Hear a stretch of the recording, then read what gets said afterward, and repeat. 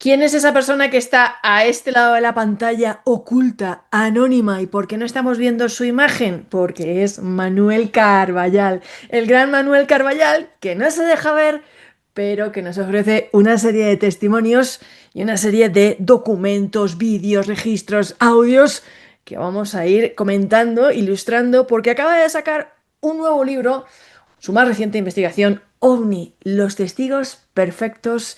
Y hoy le tenemos aquí para pues, hablar de quiénes son esos testigos perfectos alrededor del fenómeno OVNI. Bienvenido, Manu. Hola, ¿qué tal, Mado?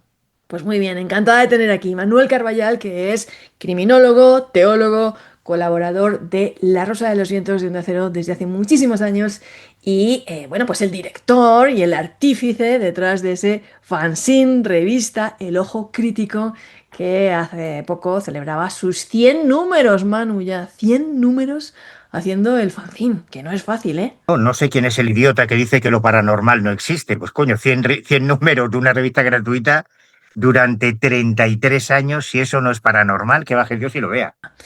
Oye, Los Testigos Perfectos, OVNI, un libro con cientos de páginas, o sea, porque tú, por ejemplo, nada más que de casos de astronautas, si no recuerdo mal, entre astronautas, pilotos y todo lo que es la Fuerza Aérea, has logrado recopilar o tienes más de 1000 casos y registros en los que, bueno, pues nos vas a explicar por qué son perfectos, pero nos has traído aquí a famosos, a astronautas, a astrónomos, a policías, autoridades, a pilotos, radares, controladores aéreos. ¿Y por qué son perfectos, Manu? ¿Por qué los llamas los perfectos?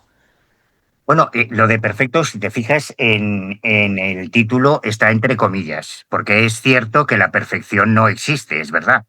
Pero hay una serie de profesionales y hay una serie de testigos que por distintas circunstancias valoramos más que el resto de los mortales, quizá injustamente, pero explico por qué. Por ejemplo, es cierto que hay testigos que mienten, hay fraudes, existen los fraudes, las exageraciones, hay testigos que por un momento por sus 15 minutos de fama o por arañar unos euros, o se inventan desde el principio toda una historia, o digamos que van añadiendo elementos que la enriquecen, ¿no? Claro, cuando el testigo ya se trae la fama y la fortuna de casa y es un actor conocido, es un presentador de televisión, es un literato eminente, es un político, presuponemos que no busca fama ni dinero porque va a ser contraproducente para su profesión que la gente se ría de él porque va viendo marcianos. En el caso de los policías, por ejemplo, claro, en cualquier sociedad democrática, aunque desde un punto de vista legal y jurídico, teóricamente, en el papel se diga que los policías son ciudadanos normales, no es verdad. Yo publico un examen con muchas referencias jurídicas. Cuando tú examinas la jurisprudencia, ves que en un juicio el testimonio de un funcionario de las fuerzas y cuerpos de seguridad del Estado puntúa más que el de un ciudadano. Y el mejor ejemplo es que cuando a ti te detiene tráfico porque has pisado la línea continua o porque te has pasado de velocidad, da igual lo que tú digas. Si te pone la denuncia, es tu palabra contra la de él y tú te vas a comer la multa. No te libra ni Dios de eso, porque su testimonio se presupone veracidad al funcionario en acto de servicio. Así que cuando son policías, y yo he hablado con muchísimos policías, los que han visto ovnis y además lo registran en un atestado o en un informe, caray, ahí ya parece mucho, o sea, usando el sentido común, ¿no? O sea, simplemente parece mucho menos probable que se estén inventando una historia porque no le va a repercutir en nada bueno, al contrario. En el caso de los científicos, sabemos que hay muchísimos, bueno, y en esto coinciden todos los estudios oficiales, entre el 95 y el 98% de los casos ovni tienen una explicación convencional.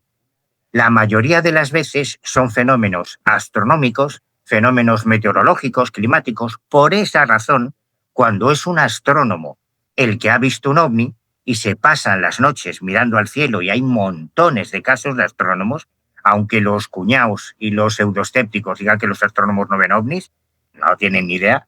Yo he hablado con muchos astrónomos que han visto ovnis.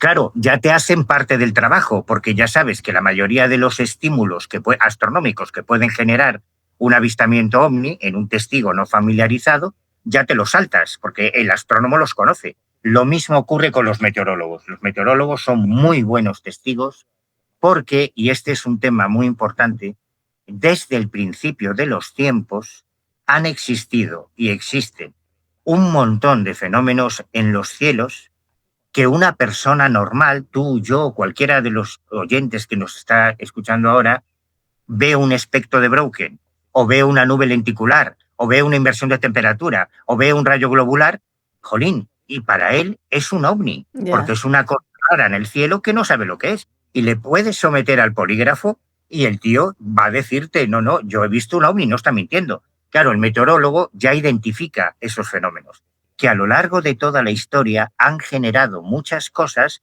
como el mito de los aliens ancestrales. Cuando ellos veían estas mismas cosas raras en el cielo, si nosotros en el año 2026 flipamos, imagínate a alguien de hace 14 siglos que veía esos mismos fenómenos que han existido siempre. Entonces se representaba en el arte, en piezas arqueológicas, porque era algo extraordinario. Bien, los meteorólogos nos ahorran mucho trabajo. Pero de todos los testigos, el grupo de los profesionales aeronáuticos probablemente es el mejor, por varias razones. La primera, porque tenemos a los controladores. Dedico un capítulo a los controladores aéreos que han visto ovnis. Un controlador tiene una atalaya magnífica que son las torres de control. Y yo he estado en muchas torres de control. Tienes una panorámica de 180 grados alrededor en el que, lógicamente, tienes que tener mucha visibilidad porque tienes que controlar el aterrizaje y el despegue de los aviones. Pero es que además tú puedes comunicarte con los aviones en vuelo. Si algún vuelo reporta que ha visto algo extraño, el controlador hace de coordinador, de intermediario, y puede notificar a otros aviones en otras aerovías cercanas si están viendo lo mismo que ese piloto. Así que tenemos casos espectaculares como el del 11 de noviembre de 1980, no el 79, del 80, que son 11 tripulaciones aéreas las que ven el mismo ovni. 11. Y bueno, Wow. además vieron una cosa espectacular. Yo hablé con alguno de los pilotos, espectacular. Luego están los radaristas. Los radaristas no ven ovnis, porque los radaristas trabajan en un zulo, sin ventanas, que son los centros de radar, los EVAs, los escuadrones de vigilancia aérea. Entonces, los radaristas no ven ovnis, los radaristas detectan ecos no identificados. Y ahí nos enfrentamos a otra realidad que se suele pasar por alto, porque siempre pensamos que los ovnis dependen de los testigos humanos, y un radar es un testigo no humano. Un radarista, cuando detecta un ovni, puede notificar a aviones en ruta si ellos ven algo en esas coordenadas, pueden solicitar un scramble, que es la salida de un interceptor de un avión de caza porque un intruso ha entrado en el espacio aéreo de un país, y no se puede entrar en el espacio aéreo de un país, es como si entra una patera, o sea, para eso pagamos los impuestos. El radarista tiene que controlar que, si estamos hablando de España, que no entre un avión francés o marroquí o portugués o un misil o un globo espía, porque hay muchas cosas en el cielo, más de las que imaginamos. Entonces, quedémonos con ese concepto. Los radares son testigos no humanos de los fenómenos ovni. Y luego están los pilotos, que tienen un valor añadido porque, por lógica, todos los testigos de fenómenos ovni son pasivos. Es decir, una persona en tierra o un marinero en el mar ve un ovni y lo ve, saca el móvil, le hace fotos, puede grabar un vídeo, pero no puede acercarse al objeto para identificarlo. Los únicos que pueden acercarse al objeto volador no identificado para identificarlo son los pilotos.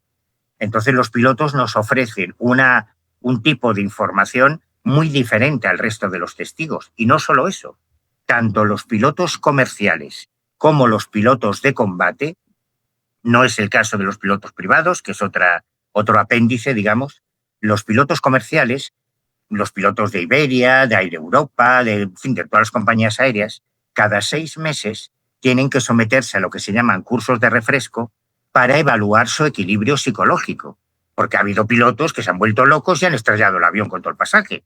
Claro, y son los responsables de máquinas que valen millones de euros y que llevan las vidas de 100 o 200 o 300 personas en los mandos de ese avión. Entonces, además de la evaluación psicológica permanente, que eso está muy bien, porque a veces te llega un chalao que te cuenta que ha visto un platillo volante y lo que está chalao, bueno, en el caso de los pilotos, se presupone que no pueden estar chalaos si están haciendo su trabajo, ¿no? Pero además de eso, en la formación de los pilotos se incluye la meteorología y la astronomía. Es decir, tenemos el pack de 3 en 1, porque hay ocasiones en las que se avería el instrumental de vuelo, el piloto se queda a ciegas y tiene que saber orientarse, lo que se llama vuelos visuales, por las estrellas, por las condiciones astronómicas, tiene que saber identificar dónde hay una tormenta. Es decir, tenemos un pack realmente valioso. Y yo llevo recogidos en los últimos 40 años, uno a uno, más de 1.500 casos, que se dice pronto, ¿eh? Bueno, de hecho, la historia empieza por un astrónomo. Cuéntanos. La primera fotografía documentada que hay de un ovni, la primera, si cualquiera de si nos están oyendo ahora desde México y por casualidad nos están oyendo desde Zapatecas, el Observatorio Astronómico de Zapatecas lleva el nombre de un astrónomo, del profesor Bonilla, que fue el primero en tomar una foto de un ovni, haciendo una observación en 1880, imagínate, haciendo una observación de la Luna, vio una serie de lo que se llamaban tránsitos lunares extraños, pudo fotografiar alguno de ellos y redactó un artículo, un paper, que se publicó en la revista de astronomía de Camille Flammarion en París, y es el primer documento gráfico que tenemos de un ovni. Y está tomado por un astrónomo, o sea, no por un fontanero, porque no había móviles, no, es por un astrónomo. A partir de ese momento hay montones de astrónomos muy célebres. El descubridor de Plutón, cuando tú en la EGB estudiabas el descubrimiento de los planetas del sistema solar, pues el descubridor de Plutón vio ovnis 2 veces con su telescopio mientras hacía observaciones del cielo. Pero voy más allá, porque algunos astrónomos han quedado tan fascinados, porque si algo tiene la experiencia ovni, y lo digo por experiencia personal, es que es muy emocional. Cuando tú te enfrentas, cuando tú eres el testigo, a mí me ocurrió con Javier Sierra en el año 87 y así quedamos los dos de tocaos, ¿no? Con esto de los ovnis. Podemos unos críos, pero nos impactó mucho. Algunos astrónomos han pasado del papel de meros testigos a convertirse en activistas del fenómeno ovni. Algunos son muy famosos. Todo el mundo conoce a Carl Sagan, el autor de la serie Cosmos. Carl Sagan quedó tan tocado por el tema ovni que llegó a organizar encuentros en la Asociación Astronómica Norteamericana para debatir el tema de los platillos volantes en los años 70. Hay personajes como Joseph Allen Hynek, que fue contratado por la Fuerza Aérea Norteamericana como profesor que era de astronomía para desacreditar el tema de los platillos volantes, y cuando el tío empezó a hacer trabajo de campo dijo, no, es que esto es real, es que yo no puedo desacreditar esto, y se convirtió en un activista. Bueno, hoy en día tenemos a Beatriz Villarroel, por ejemplo, que es astrónoma, que está aplicando, y yo creo que esta es una de las cosas más bonitas de este libro, al final hay un capítulo que se llama Nuevas Ideas.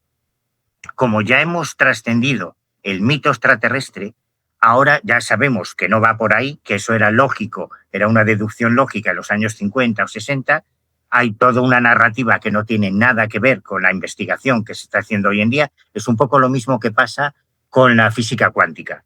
Una cosa es lo que dice la gente en la calle, en el bar de la física cuántica, y otra cosa es lo que se está haciendo en los laboratorios de cuántica, que no tiene nada que ver. Con la ufología pasa un poco lo mismo.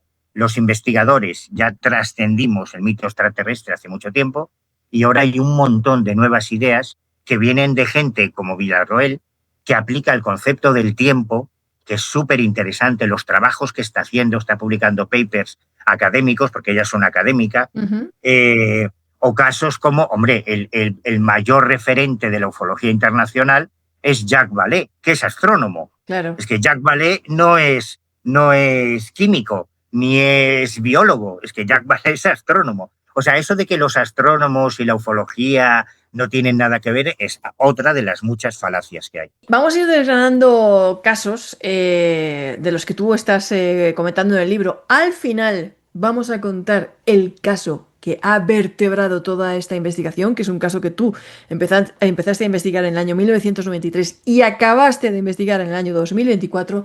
Lo vamos a dejar para el final, pero como digo, es todo lo que ha vertebrado toda esta investigación, este libro en sí, todo lo que ha guiado un poquito o ha inspirado o te ha motivado ha sido en gran parte motor de tu investigación en esta carrera en búsqueda de estos objetos extraños y otras cositas. Lo bueno que tienen los grandes casos es que no hay solo un tipo de testigos. Por ejemplo, hay uno, no recuerdo la fecha ahora, fue en 1990 y tantos.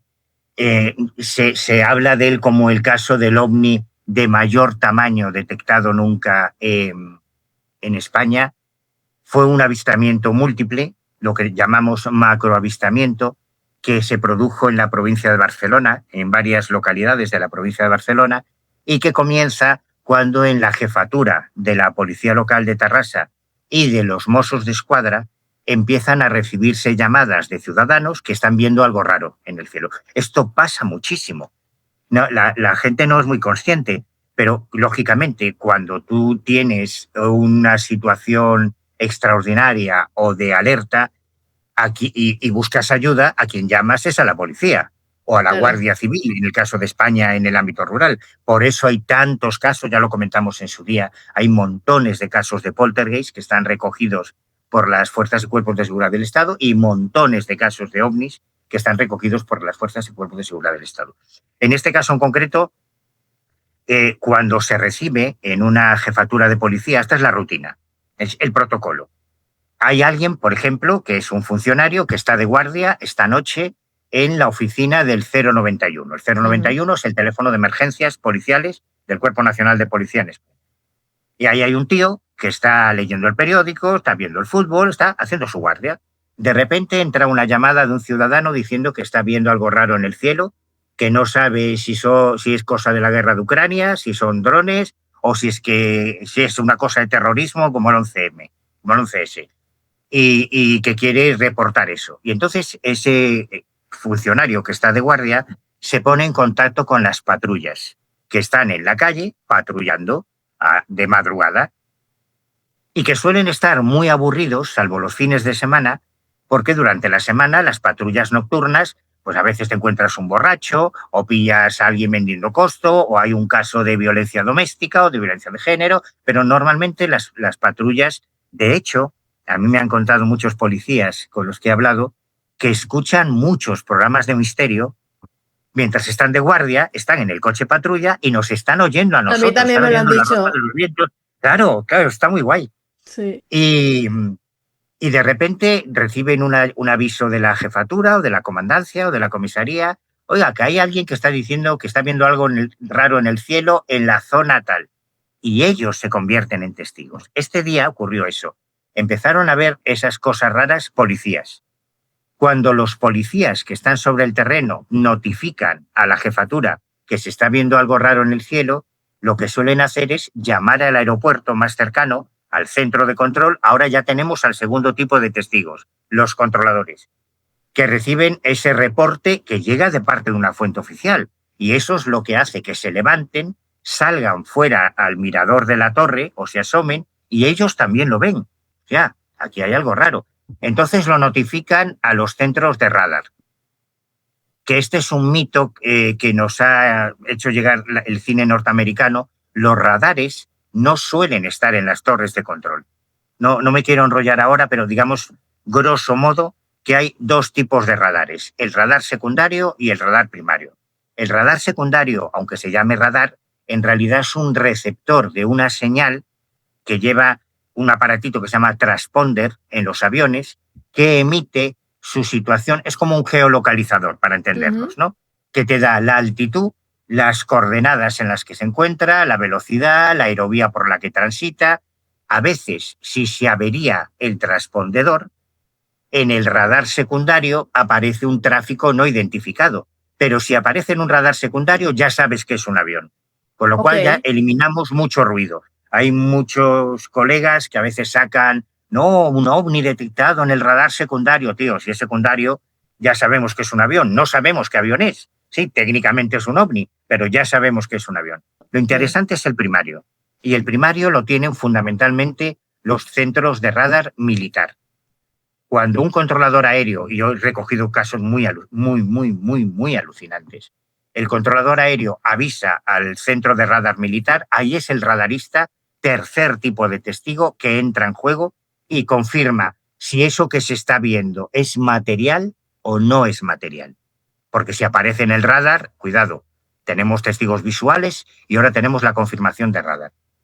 Pero en este caso en concreto de Tarrasa, cuando yo estuve en Tarrasa recogiendo los casos, algo que me encantó es que además de tener a los policías, teníamos a los controladores, teníamos a los radaristas, teníamos a varios pilotos en vuelo que lo vieron, porque el de la torre de control, claro, avisa a los a los vuelos que están en ese momento sobrevolando Barcelona, oiga, ustedes están viendo algo raro en la coordenada tal, a babor, a estribor, en la proa, efectivamente, estamos viendo unas luces raras, no sé qué. Pero en este caso en concreto, además de todo eso, estaban los astrónomos de la Asociación Astronómica de Tarrasa, que pertenecen a la Asociación Aster, que es una asociación muy prestigiosa y muy veterana de astrónomos de Barcelona, desde hace más de 50 años, y ellos que estaban haciendo una observación con los telescopios también lo pillaron. O sea, también estuve con ellos, bueno, están las fotos de los testigos y los nombres en el libro. Entonces, ese caso es muy chulo porque es muy potente, porque tienes testigos de distintos ámbitos profesionales que están viendo lo mismo el mismo día a la misma hora. Y ellos no lo sabían, porque cuando yo entrevisté a los astrónomos, por ejemplo, ellos no sabían todo lo que había detrás, no sabían que lo había visto la policía, que lo habían visto los radares. Claro, el testigo sabe lo que ha visto él. Y hay casos muy chulos, incluso en el ámbito de los famosos. Yo he hablado con un mogollón de famosos y a veces ellos te cuentan, pues yo tal día, me acuerdo por ejemplo el caso de Garci, del director de cine, y de Ujú. Remedios Cervantes. Ellos se van a enterar ahora, no lo saben, que ellos vieron lo mismo el mismo día, a la misma hora, en el mismo lugar, en Málaga, solo que unos estaban en un barrio, Remedios Cervantes, la modelo española, Sí, estaba en un sitio y Garci, el director de cine, el primer director de cine español que ganó un Oscar, pues es estaba en cierto. otro, pero fue el mismo día, a la misma hora, en el mismo lugar, luego vieron lo mismo, ¿no? Pero ellos no lo sabían, se van a enterar ahora. Qué fuerte. Pero qué fuerte. Y oye, estas cosas que aparecen en el cielo, Manu, por ejemplo, ¿cómo se interpreta? Quiero decir, estamos viendo lo mismo en el cielo, pero ¿qué estamos viendo?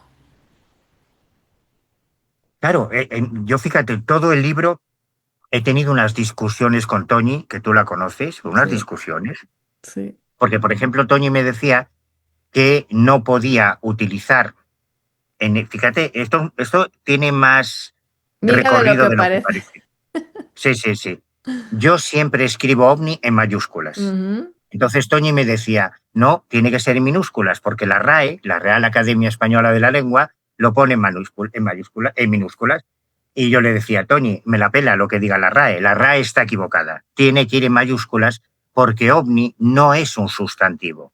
OVNI es un acrónimo de 4 palabras que han sido sustantivadas, pero es un acrónimo de objeto volante no identificado. No es un sustantivo. Cuando lo convertimos en sustantivo, nos hemos convertido en cómplices de esa mala interpretación que ha convertido la palabra ovni en sinónimo de nave extraterrestre. Y esa es la definición que hace la RAE, que está mal, está equivocada. OVNI tiene que ir con mayúscula. Entonces, nos enzarzamos ahí. Al final me dio la razón, gracias a Dios. OVNI se escribe con mayúsculas. Lo siento por la RAE. Espero convencer a la RAE de que está equivocada. Ahora hay un montón de cosas sobre nuestras cabezas que antes no existían y ahora sí, y que generan falsos positivos. Y cada una es diferente a todas las demás. Es como pretender que todos los casos criminales no resueltos los ha cometido un asesino en serie que viaja por todo el mundo a través del tiempo y que es el responsable de todos los casos no resueltos. No, hombre, no. Cada caso tiene un autor. Cada caso es real, no es falso. El muerto está ahí, mira, joder, hay un muerto. Claro, ese lo mató alguien, pero no significa que haya un único autor. Los accidentes de coche. ¿Qué provoca los accidentes de tráfico? Coño, pues depende. Puede ser el estado de la calzada, puede ser que tengan malos frenos, pueden ser las condiciones meteorológicas, puede ser que el conductor vaya borracho, pueden ser 1000 cosas. Y cada accidente de tráfico tiene una respuesta exclusiva para ese caso. Con los ovnis ocurre lo mismo. Por eso intentar encontrar una explicación para todos los casos ovni es un error, en mi opinión. Yo solo hablo por mi opinión. Casi todo lo que vemos en la pantalla del ordenador de filmaciones de ovnis, fotos de ovnis, es falso. Hay una máxima, y además pongo varios ejemplos en este libro, de casos que son muy mediáticos, en los que no hay testigo y que al final descubrimos que eran fraude. Cuando no hay un testigo que refrende, aunque sea a título privado, el avistamiento, no puedes ponerle nombre al testigo, sospecha. Probablemente se trata de una broma o se trata de un fraude con alguna intencionalidad. Y eso es la inmensa mayoría de los casos que encontramos en Internet. Es terrorífico. Yo cada día que enciendo el ordenador me empiezan a saltar vídeo de descubrimiento arqueológico en los subterráneos de Egipto, la tumba de un gigante. Todo mentira, todo hecho con IA, todo falso, es terrorífico. ¿Qué pasa cuando un astronauta ve algo, que es un ingeniero aeroespacial, vamos, que también tiene una formación, ve algo que no puede explicar? ¿Y cuál es el caso que a ti te vuela la cabeza? Mira, ahí justo el año pasado tuve la suerte de poder colarme en la NASA, en España. Hay un día al año en que se permite a los trabajadores de las instalaciones de NASA en España, en Robledo de Chabela, llevar a sus familiares. No es algo público, no se venden entradas, tú no puedes entrar en instalaciones de la NASA. No. Además, flipé con la seguridad, yo no. Todo muy americano. No tenía ni idea del grado de paranoia que tienen los americanos con el tema del espionaje industrial. Hablo de la NASA. Sí, yo sí sé el grado de Bueno, además, paranoia que tienen. es alucinante, es Sí, alucinante. Tú en sí. España, un guardia de seguridad normalmente no va armado con un arma de fuego. La legislación española con armas de fuego es muy diferente a la norteamericana. En la norteamericana te vas a comprar un jamón al súper y te regalan una escopeta. No, aquí no. Aquí el tema de las armas de fuego está muy legislado. Y los que tienen permiso para portar armas, portan armas normalmente revólveres, armas semiautomáticas, pero fundamentalmente revólveres. Cuando ves un guardia de seguridad, incluso los que hacen traslados de dinero de los bancos, ves que portan revólveres, que son armas muy limitadas, de 6 cartuchos. En fin, en la NASA todos van con armas o semiautomáticas o automáticas, con pistolas, no con revólveres, que ya es algo que a mí me llamó la atención. Claro, yo estudié balística cuando estudiaba criminología y es una de las cosas en las que te fijas, ¿no? Claro, me explicaban, es que la mayoría son policías o son militares que tienen permiso para portar ese tipo de armas, con lo cual ya es una cosa sorprendente. Otra que me llamó la atención eran unos contenedores. Yo no sé si debería contar esto, porque igual estoy revelando aquí un secreto. Bueno, si no te hicieron firmar ningún documento de No. confidencialidad, lo puedes Y la contar verdad es claro, porque cualquier como chaval de iba con instituto lo un... estará contando. Mira, fui al trabajo de mi madre y estaba esto. Sí, también es verdad. Pues había unos contenedores donde venían técnicos desde Estados Unidos. No se lo permitían hacer a los técnicos españoles, a los ingenieros españoles que trabajan en la NASA aquí. No, venían técnicos desde Estados Unidos con unas máquinas especiales para destruir los discos duros. No vale, que me decía mi amigo, jolín, si esto con un martillo le pegas 4 martillazos, ya toma por saco el disco duro. No. Tienen que pulverizarlos porque están paranoicos con el tema del espionaje de los chinos y de los rusos en la carrera espacial. Todavía sigue existiendo una carrera espacial muy interesante. Bueno, acabamos de verlo con la Artemis 2, ¿no? Si hubiera fracasado el proyecto del Artemis 2, perdían su oportunidad y esto lo habrían hecho los japoneses, los indios o los chinos el año que viene. Claro. Y entonces es muy interesante el mundo de la astronáutica, porque de la misma forma, y esto tampoco lo sabe mucha gente, que cuando tú coges un avión, si el piloto de tu avión tiene más de 50 años, es decir, es un veterano, probablemente antes de piloto comercial fue piloto de combate. Porque, y esto es importante de cara a lo nuestro, ¿no? A la casuística OVNI, porque el curso de piloto cuesta una fortuna. O sea, formarte para tener tu licencia de piloto comercial cuesta muchísimo dinero. De hecho, cuando yo empecé esta investigación, luego ya te lo contaré con más detalle, en el año 92, yo quería conocer a pilotos que hubiesen visto ovnis, y controladores y radaristas. Entonces, primero lo intenté por las buenas. De hecho, reproduzco en el libro alguna de las cartas que envié. Bueno, te cuento. Yo me fui al centro de aviación civil que está en Madrid, en el Paseo de la Castellana, un edificio gigantesco. Me fui a hablar con el responsable de incidentes aéreos, porque yo suponía que cuando se ve un ovni, eso es un incidente aéreo, y suponía bien.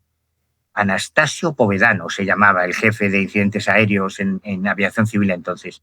Entonces, el tío me dio un listado de todas las compañías aéreas, que eran unas 50, como medio centenar, de compañías aéreas que operaban en España. Iberia, Aviaco, Air Europa, compañías de transporte, aerotaxis, un montón.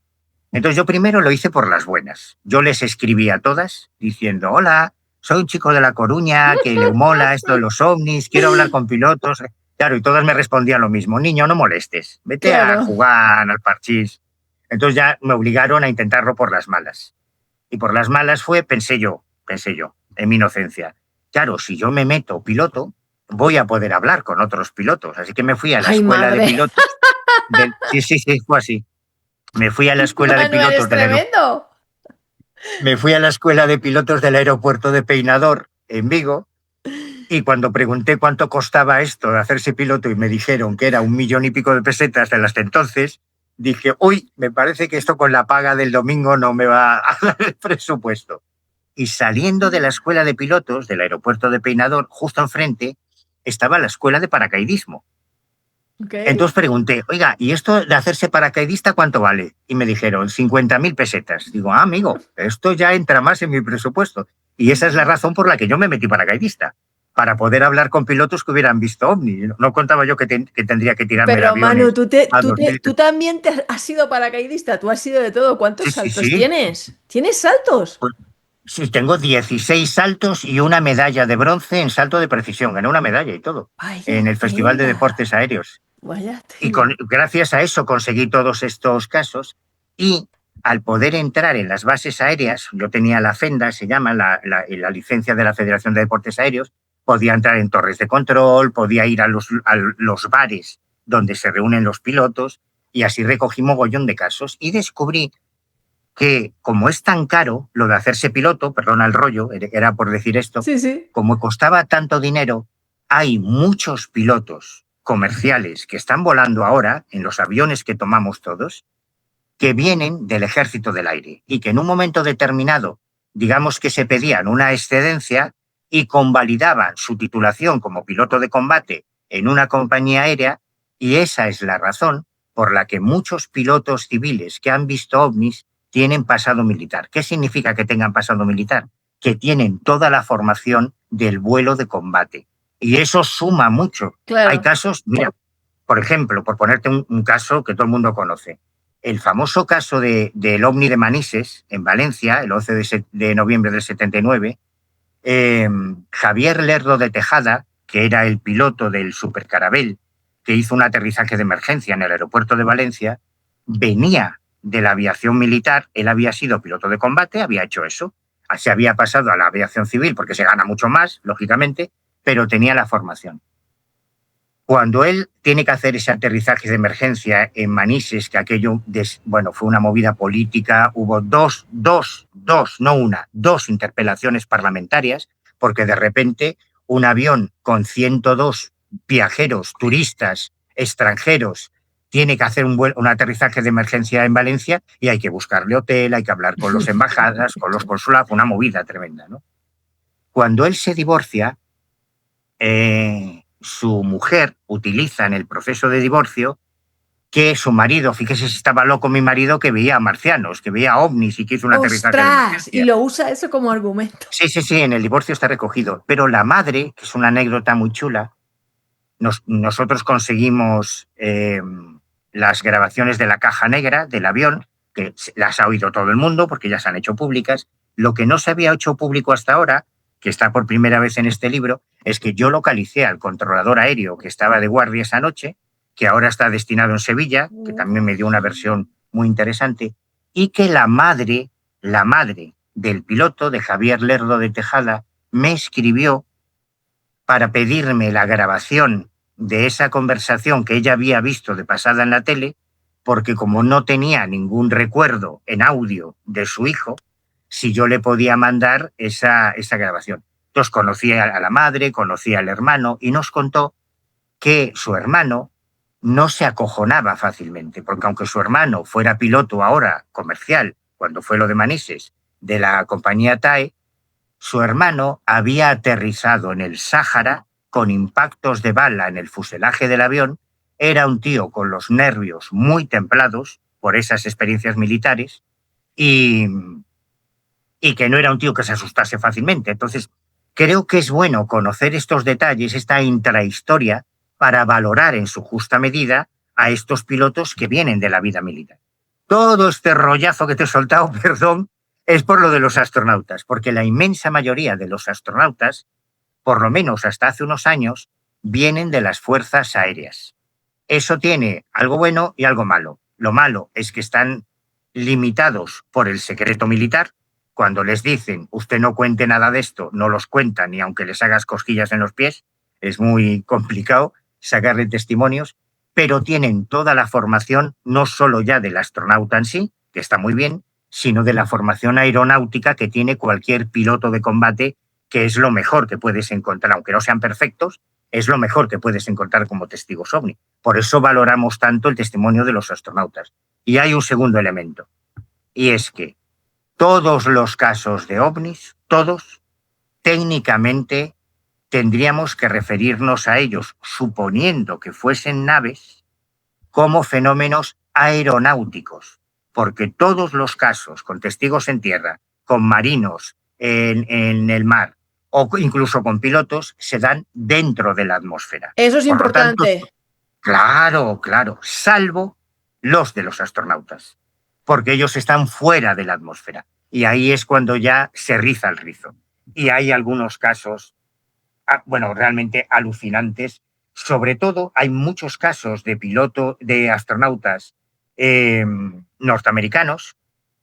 Ahora ya tenemos la Agencia Espacial Europea, tenemos la Agencia Espacial China, tenemos la Agencia Espacial Cogito con los hindúes, con los de la India, que están haciendo maravillas, y tenemos a los cosmonautas soviéticos. Hay un montón de casos de astronautas norteamericanos, algunos alucinantes. A mí la historia de Edgar Mitchell me flipa mucho porque él no solo vio un ovni, sino que quedó tan impactado con su experiencia que se convirtió en un activista de la investigación de los fenómenos anómalos, creó el Centro de Investigaciones Noéticas en Estados Unidos, que es uno de los más punteros en la investigación de anomalías, y hace solo un par de años su viuda fue entrevistada en un canal de la televisión norteamericana. Claro, su viuda había vivido con él toda la vida, compartió toda su vida con él, y la tía contaba unas anécdotas. Cuando organizaban cenas en casa, a ver, cuando tú o yo organizamos una cena en casa, pues viene nuestro cuñado, viene el vecino del tercero, viene nuestro primo. Cuando ellos organizaban una cena, todo eran astronautas. Claro. Entonces la tía contaba cómo mientras estaba poniendo el solomillo y o el pavo de Acción de Gracias, estaban comentando las experiencias ovni que habían tenido algunos de los nombres que estudiamos en los libros de historia, porque fueron los 12 únicos humanos que caminaron sobre la Luna, o de los pocos que han orbitado nuestro satélite, ¿no?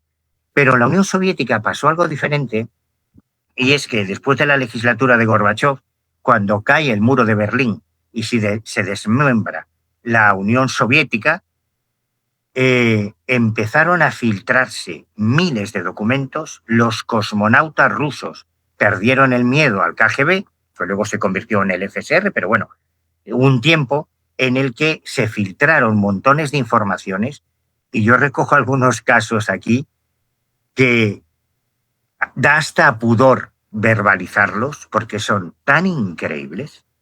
Primero, porque tienes que ver las ilustraciones, los dibujos, las fotografías que facilitaron esos cosmonautas rusos, ¿no? Pero hay algunos casos, hay uno en concreto que a mí es mi debilidad, el tema de Los Ángeles, ya lo sabes. Sí. Y hay uno en concreto, nosotros conocemos la Estación Espacial Internacional, que es occidental, pero han existido varias estaciones espaciales soviéticas donde se han batido récords de permanencia en el espacio, donde astronautas han estado viviendo meses y meses, más de un año en el espacio. Ajá. Y las cosas que cuentan que han visto, o bien se les ha ido la pinza por estar tanto tiempo ahí arriba, Ok. porque hay algunos que cuentan cosas absolutamente alucinantes, como la aparición en medio del espacio de seres angélicos gigantescos de varios metros de altura. Pues esta es una de las historias más rocambolescas y bueno, increíbles, claro. Hay una frase muy recurrente en esto de la ufología, que es la de que testigos creíbles cuentan historias increíbles. Y claro, cuando un astronauta o un piloto o un radarista te cuenta algo así, joder, pues parece improbable que se lo esté inventando. ¿Para qué? En el caso de los cosmonautas rusos, yo tengo la fortuna de tener mucha relación con un testigo privilegiado, que es Juan Martins, que él viajó a Moscú en un viaje de Giorgio Bon Giovanni, el contactado italiano, que fue invitado por las autoridades rusas, porque él, es una historia también un poco larga. Giorgio Bon Giovanni tuvo un encuentro con la reina Doña Sofía, nuestra reina emérita, en América Latina, en Uruguay. La reina es una fanática de estos temas, amiga personal de Juan José Benítez, muy involucrada, amiga, seguidora de Carlos Castaneda, por cierto, y amiga personal de Castaneda, es una gran entusiasta. Ella conoció a Bon Giovanni en Uruguay, unos días después se celebraba una cumbre en Madrid en la que Mikhail y Raisa Gorbachev asistían, y Bon Giovanni fue presentado, hay fotos, yo las he publicado, fotos del encuentro entre Giorgio Bon Giovanni y Mikhail Gorbachev, el presidente de la Unión Soviética, presentados por la reina Doña Sofía de Borbón, que ya es como muy loco Ahí el es tema, nada. ¿no? Es como muy alucinante. Entonces, el Gorbachev quedó tan flipado con Giorgio que lo invitó a viajar a Moscú. Y su compañero, su mano derecha, que era Juan Martins, que es un amiguete de Vigo, de Galicia, lo acompañó. Entonces, él me facilitó toda esta información que es alucinante, porque no solo fueron a Moscú, se organizaron varias reuniones con militares, miembros del KGB, de la inteligencia soviética, con científicos, e incluso lo invitaron a la Ciudad de las Estrellas, a la NASA rusa, a Giorgio, y tuvo la oportunidad, Giorgio Bon Giovanni, de hablar en directo con los cosmonautas que estaban en la Estación Internacional Rusa. Igual que aquí vemos a veces que se hace una conexión, los astronautas hablan con la Casa Blanca. Bueno, pues esto ocurrió en Rusia, ¿no? Entonces, la información que nos facilitaron, como el caso de Vladimir Kovalyokov, que es alucinante, es que es alucinante. Claro, es difícil describir una imagen verbalmente, ¿no? Está en la página 435 del libro.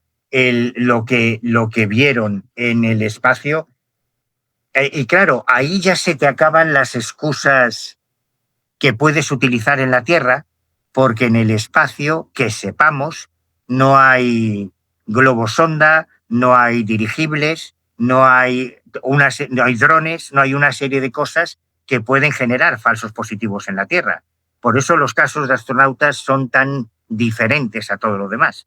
Y en este otro caso que te decía, son varios cosmonautas rusos los que habían estado un año y pico en la Estación Espacial Internacional, y dicen que a través de una de las escotillas, uno de los días, ven un objeto luminoso que se está acercando y que se detiene a unos pocos cientos de metros de la Estación Espacial Rusa.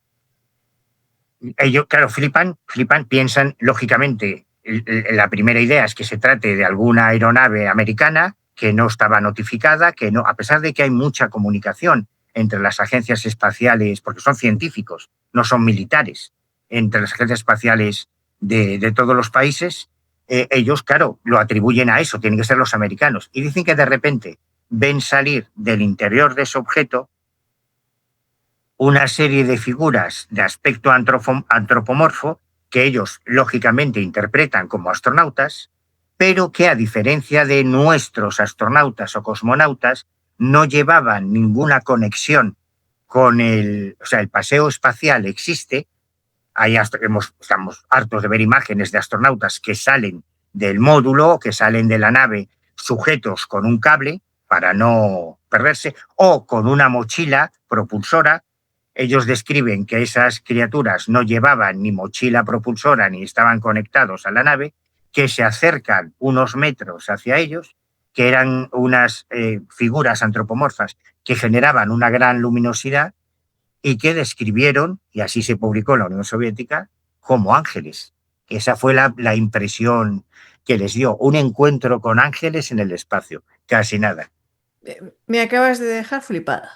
¿Este caso cómo se conoce? ¿El caso qué? O sea, porque yo sí que Pues sigo a veces este tipo de casos de que se liberan de la KGB y todo eso que me parecen flipantes y que a veces no tenemos lo suficientemente estudiados porque están en ruso y en cirílico, ¿vale? claro, Que es claro. una barrera importante y son muy desconocidos, pero me parecen alucinantes. ¿Cómo se conoce este caso?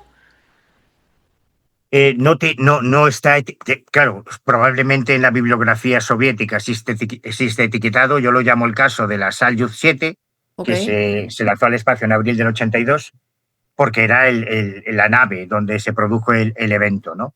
Pero es verdad que no tenemos, hay un montón de casuística flipante, bizarra, rocambolesca, en fuentes chinas, por ejemplo, como en También. fuentes japonesas, sobre todo en Japón son unos grandes entusiastas, pero que no nos llega, porque a menos que hables japonés, no. Ahora, si tienes mucho interés, gracias a los traductores y a la IA, sí hay una forma de acceder a esa casuística, ¿no? Pero con los rusos nos pasa lo mismo, coño, que no hablan en cristiano. Este caso de los ángeles o extraterrestres te hace pensar que Que tengo razón, que los ángeles existen, que todo el mundo se escojona cuando digo eso. Ah, mira aquí el escéptico y cree en los ángeles. Sí, yo soy un gran defensor, un fervoto defensor de la angeología y tengo muchas ganas. Lo que pasa es que me da un poco de vergüenza ¿los ángeles son escribir algo. extraterrestres o son ángeles? No, los ángeles son ángeles. Los extraterrestres, desgraciadamente, mi conclusión es que nunca hemos tenido contacto con ellos. Es tan abismal, tan descomunal, es tan inabarcable para nuestra mente lo que son las distancias en el espacio. No podemos ni... O sea, tú cuando miras al sol, cuando sales de casa y te pones las gafas de sol, estás viendo el sol hace 8 minutos. El sol pudo haber desaparecido, haber estallado. Y durante 8 minutos nosotros viajamos en el tiempo y vamos a seguir viéndolo, porque es lo que tarda la luz en llegar desde nuestra estrella hasta nosotros.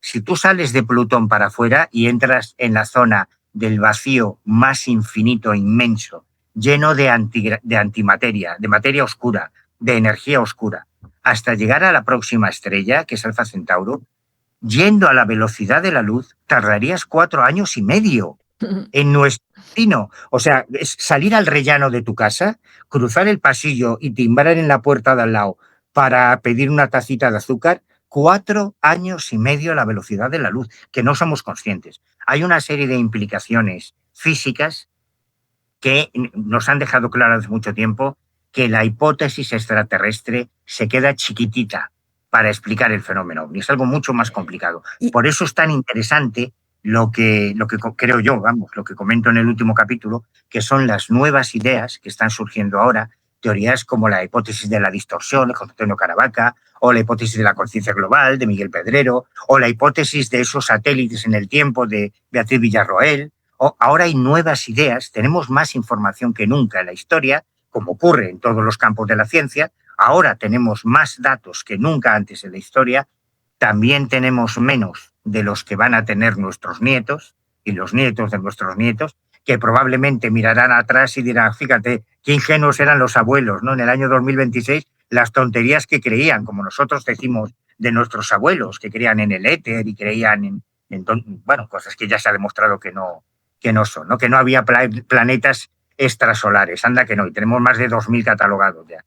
sea, la ciencia avanza así y somos víctima de los datos que tenemos en el momento. Entonces, la hipótesis extraterrestre era lógica cuando surgió, pero ya no. Ahora tenemos que buscar nuevas ideas, porque el fenómeno ovni, los fenómenos ovni, es algo mucho más poliédrico y mucho más complejo. Y además son muchos fenómenos diferentes, de distinto origen, distinta naturaleza, seguro que de distinta intencionalidad, que convergen con un único factor común, que el testigo no sabe lo que son. Fin. Sí, somos luego los demás los que vemos lo que queremos ver ahí. Pero entonces, Manu, si el fenómeno ovni para ti no está relacionado con el tema extraterrestre, ¿qué es para ti? ¿Tiene que ver algo con tecnología militar? ¿Con qué tiene que ver? ¿Qué sospechas tú dentro? Teniendo en cuenta lo que tú has dicho, que aquí hay una causa multiorigen, ¿no? Que no podemos achacar todo al Claro. mismo, ¿no? ¿Qué es para ti? Con lo cual, la pregunta está mal formulada. ¿Ves? Tenemos que hacerlo ahora, cambiar la oración Vamos por pasiva. a la Es serie decir, True Detective. No estás haciendo las preguntas adecuadas. no, es que es verdad. Es decir, no podemos decir qué son los ovnis, podemos decir qué es un ovni. Con lo cual tendríamos que cambiar la formulación. ¿Los ovnis son fenómenos naturales? Rotundamente sí, en muchos casos, no en todos. En muchos casos son fenómenos naturales. ¿Los ovnis son fraudes? Rotundamente sí, en muchos casos, sobre todo ahora, es una pena, hasta los años 2000 no había tantos fraudes como ahora. Ahora nos inundan con fraudes, con fake news, con falsas fotografías. ¿Los ovnis son fraudes? Sí, en muchos casos sí, no en todos. Los ovnis son, fíjate, los ovnis son fenómenos geológicos. Pues sí, yo creo que esto ya lo demostró Michael Persinger con su investigación sobre los movimientos tectónicos asociados a avistamientos de ovnis, que Ujú. es uno de los descubrimientos, para mí es una de las aportaciones científicas más notables de la ufología, porque Persinger descubrió que cuando se producen los movimientos de las placas tectónicas y se comprimen las bolsas de gases, eso produce fenómenos de electricidad atmosférica que hace que se vean ovnis. Luego viene el ufólogo el Jaime Maussan y dice, no, se vieron luces en el Popocatépetl. Sí, se vieron luces en el Popocatépetl y en un montón de volcanes, porque cuando hay actividad volcánica se producen fenómenos luminosos como los fuegos fatuos, como los rayos globulares, fenómenos de electricidad atmosférica, que son ovnis para el que lo ve, pero no tienen nada que ver con extraterrestres. Lo que pasa es que puede ser muy positivo porque es lo que intentaba Persinger, los ovnis podían ayudar a predecir movimientos sísmicos, con lo cual se salvarían vidas. Si a través del estudio de esos ovnis asociados a volcanes puedes predecir próximos movimientos sísmicos, jolín, eso es buenísimo desde el punto de vista científico. Fíjate, de esto no habla nadie en la ufología y a mí me parece una de las mayores aportaciones. ¿Son los ovnis naves extraterrestres? No, nunca, en ningún caso, porque no es coherente con la casuística ovni. ¿Son los ovnis apariciones marianas? No, nunca, en ningún caso. María de Nazaret no se ha parecido nunca a nadie. No, y ese entraríamos en otro epígrafe diferente. Otro, Si tú otro caso. llegas a una escena del crimen, es el ejemplo que pongo siempre. Tú llegas a una escena del crimen y tienes ahí el muerto y ves unos casquillos en el suelo de plata. Le han matado con impactos de bala de plata. Llega el técnico de balística y dice, este casquillo pertenece a un revólver Colt del calibre 45.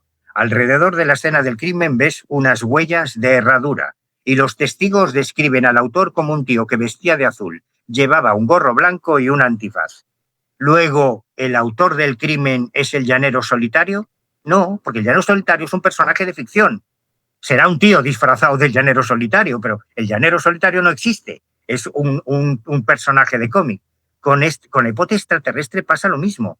Nos hemos creído una narrativa que se va alimentando año a año porque genera contenidos, pero no es compatible con la realidad. Ahora bien, los ovnis son entidades biológicas. Sabes que es una teoría que se mantiene todavía hoy, además en los últimos años ha vuelto a resucitar la teoría de los EVEs. Formas de vida que viven en la estratosfera y que son luminiscentes, como muchas algas o como muchos extremófilos.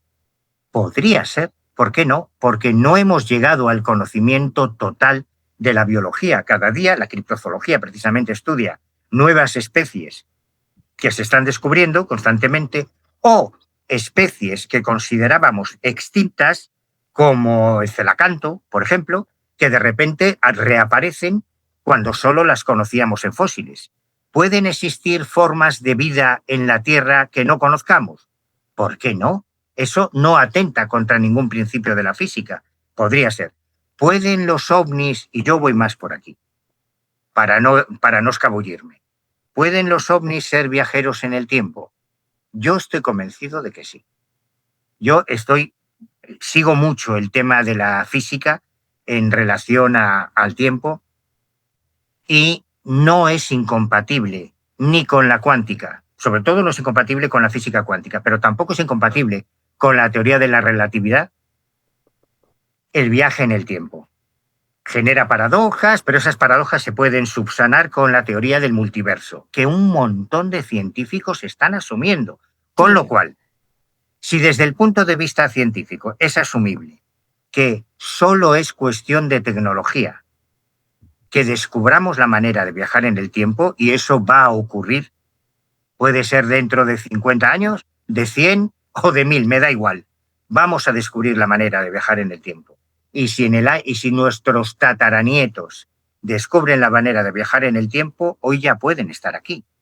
Con lo cual, la posibilidad de que en el futuro se descubra la tecnología para los viajes en el tiempo ya la hace plausible ahora, porque podrían estar aquí y ser los responsables de algunos de sus avistamientos. Por usted decía, no hay una respuesta para todos los casos. Tenemos que cambiar la pregunta. ¿Esto podría ser? Esto sí, esto no, esto es plausible. Esto es un hecho, que en muchos casos OVNI tiene una explicación convencional. Y en cuanto a lo de la tecnología militar, absoluta y rotundamente sí. Si algo tenemos claro es que la historia de la ufología ha evolucionado paralela a la de la aeronáutica militar. Y te podría poner miles de casos concretos.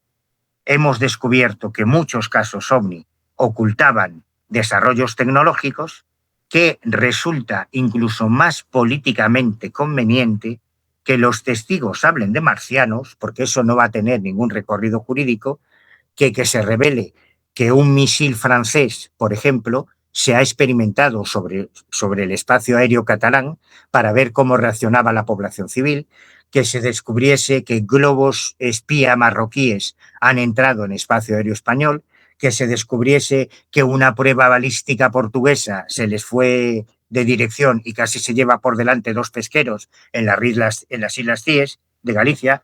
En esos casos es muy bueno que se hable de marcianos, porque eso no va a tener ningún recorrido. Si se dijese, hey, aquí tenemos un incidente diplomático, llame usted al embajador, que casi se lleva por delante a civiles en nuestro país, esa es otra dimensión del tema OVNI de la que no se habla nunca. Y yo le he prometido a la audiencia, además, que, que tú nos ibas a contar y que ibas a reservar para el final ese caso que a ti te ha obsesionado durante tantísimos años, y que ha vertebrado un poco esta investigación. ¿Cuál es?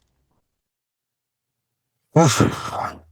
Pues mira, en 1993, ya llovió, en 1993 eh, se organizó, en los años 90 era muy habitual que organizásemos encuentros de investigadores.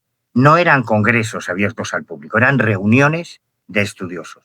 Quedábamos en un hotel o en un lugar, en 10, 20, 30, 40.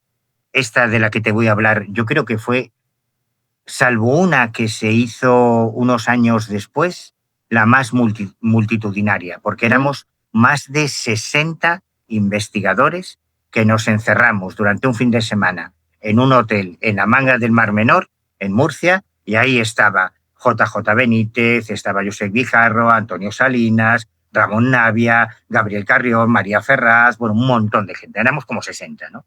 Ajá. Y ahí estuvimos, cada uno aportaba lo que tenía. Yo acababa de comenzar un año antes el disparate este de meterme de paracaidista para conseguir casos.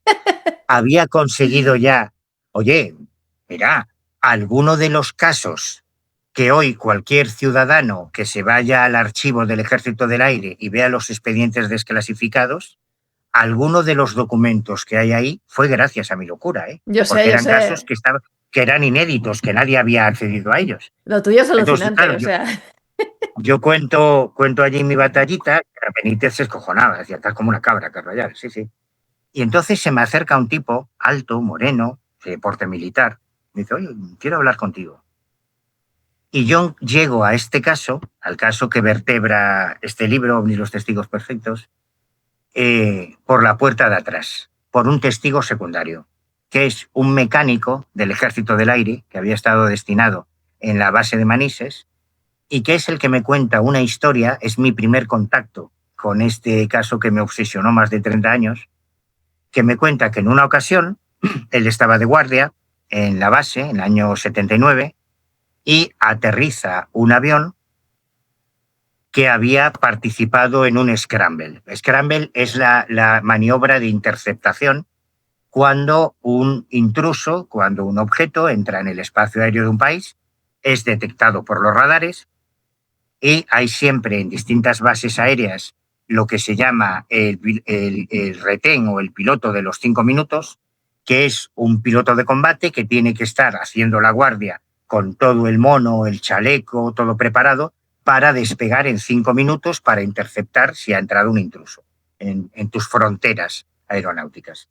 Entonces él me cuenta que él ve que aterriza un avión que había participado en un scramble, el piloto se va al cuarto de pilotos, a un espacio que tienen para rellenar el parte de incidencias, para redactar el informe de lo que ha ocurrido, y el mecánico va a revisar el avión. Entonces lo que él me cuenta es que cuando llega el avión estaba despedazado. Decía, pero yo no entiendo cómo esto ha volado. Le habían saltado más de 100 remaches de las juntas, las antenas estaban todas dobladas, torcidas, o sea, el avión estaba hecho un cromo. Y entonces él se va corriendo al cuarto de pilotos y le dice al piloto, que entonces era capitán, le dice, oiga, mi capitán, pero usted qué cojones ha hecho con el avión. Bueno, no sé, yo he estado persiguiendo una cosa rara, pero yo no he hecho nada raro, el avión está perfecto, ¿qué ha pasado? Tal, no, no. Claro, él cuando me cuenta eso, a mí me subyaga, me flipa, porque me está hablando de efectos físicos. En la mayoría de los casos, cuando un piloto te cuenta que ha visto un ovni, te lo cuenta, tienes un relato verbal. Si tienes suerte, hay fotografías y filmaciones. Y si tienes mucha más suerte, hay ecos de radar, que son, digamos, elementos añadidos al testimonio verbal, ¿no? Y en este caso, claro, había algo más. Es que el tío me está contando que el avión estaba hecho polvo. Así que a partir de ahí empieza una aventura que yo voy desgranando en el libro, porque han sido 30 años, porque yo me empeño en averiguar quién es ese piloto. Yo quiero hablar con ese piloto y que me cuente lo que ha pasado. Tardé 30 años en conseguirlo, Dios mío. porque a medida que iba investigando, me iba dando cuenta de que no era un simple piloto. Es una historia muy larga, es lo que va vertebrando todo el libro, porque yo le dedico un capítulo, me voy al tema de meteorólogos, vuelvo otra vez a la búsqueda años después, voy con el tema de los astrónomos, vuelvo otra vez a la búsqueda. Bueno, por comentarte alguna anécdota. Yo sabía que este piloto no había hablado con nadie nunca, salvo con JJ Benítez, que se lo encontró cuando estaba investigando el caso Manises, se lo encontró en la cafetería de la base de Manises y tuvieron una conversación. El piloto le dijo, bueno, yo te lo cuento si me das tu palabra de que nunca vas a publicar esta historia hasta que yo me jubile Ok. del Ejército del Aire, cosa que Benítez, como un caballero, cumplió. Ajá. Y nunca más, nunca, todos hemos estado como hienas detrás de este tío, nunca nadie había conseguido hablar con él. ¿Cómo lo conseguimos? Bueno, pues a mí me cuentan que él era compañero de promoción, esto es verdad, de hecho publico unas fotos muy chulas de la promoción que localicé en los archivos del Ejército del Aire, de la promoción de este piloto, que fue compañero de promoción de Fernando Cámara, el protagonista, el piloto de combate del caso Manises, y ¿tú te acuerdas del general de Podemos? Un general del Ejército del Aire que Podemos presentó. Los tres tienen mucho que ver con esta historia. El general de Podemos, ¿eh? Estamos Sí, hablando sí, del sí, que iba sí, a ser sí. ministro de Defensa Ministro de en el Defensa. gobierno de Podemos. Sí, sí, casi nada. Que hay varias fotos muy, muy curiosas. Bueno, son 30 años, da para mucho, para sacar mucha información. Claro. Resumiendo mucho, claro, ahora me toca localizar a Fernando Cámara. Hoy Fernando Cámara es un tío muy popular. Pero en los años 90, Fernando Cámara no hablaba con nadie. Con nadie. Ahora sale en Cuarto Milenio y todo el mundo sabe quién es. Ya. Cuando yo localizo a Fernando Cámara, es una anécdota divertida. Llamo a JJ Benítez y le digo, oye, Juanjo, joder, que estoy con el tema de los pilotos, ya sabes, que me he hecho paracaidista, tal, quiero hablar con pilotos, quiero pilotos, por favor, ¿cómo localizo a ¡Dame Fernando Cámara? pilotos! Dame pilotos. Y me dice Juanjo, pues mira, yo no te puedo dar el teléfono porque ya no está en Valencia, se ha mudado a Madrid.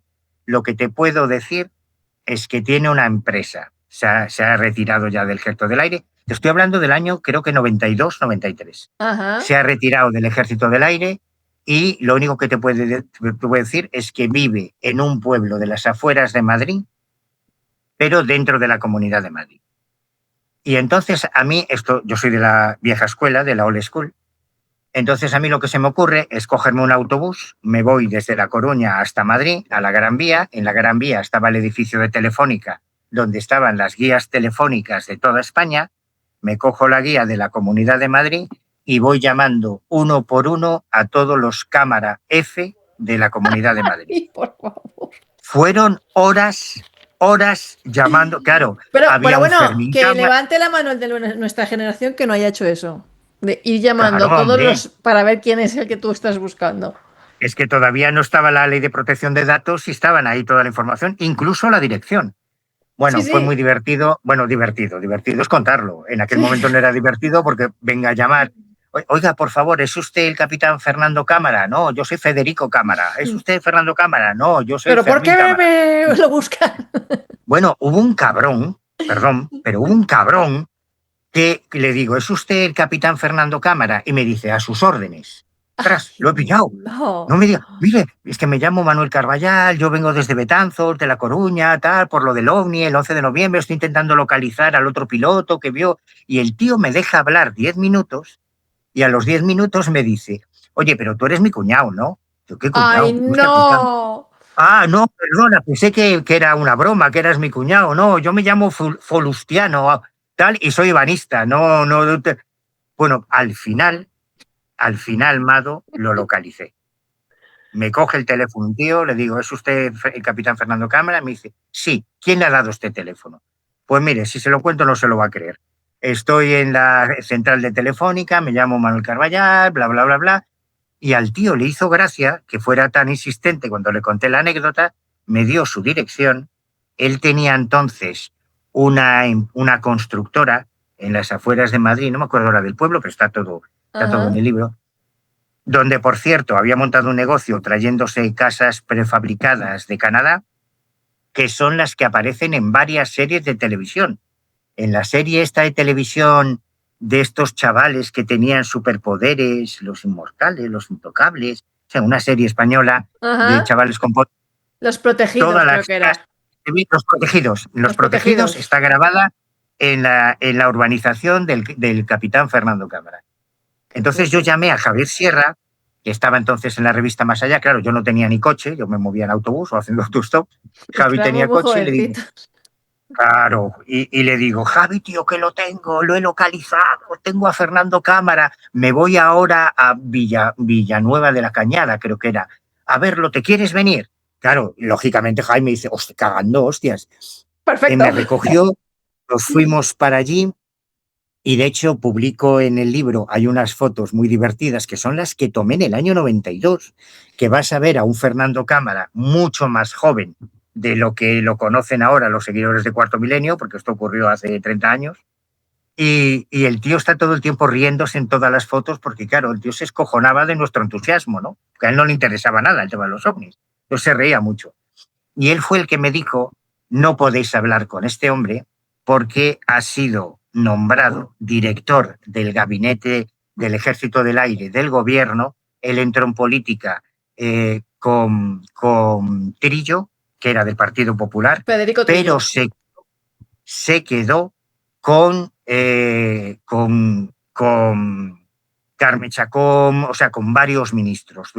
Por eso, cuando por fin llegamos a él, nos pide que por favor no revelemos la ubicación donde tenemos las entrevistas. Yo he tenido varias reuniones con él en distintas ciudades porque él sigue amenazado por ETA. Esto también te permite entender por qué nunca ha querido hablar con los ufólogos y también te permite valorar que no tiene ningún sentido que se invente su historia. Entonces él sobre todo nos decía, cuando ya por fin, después de 30 años, conseguimos reunirnos con él, que más por su familia que por él, que no contásemos nada. Okay. Bueno, la investigación fueron 30 años, voy desgranándola en distintos capítulos, todas las anécdotas que hay, como esta de la guía telefónica, para llegar a cámara.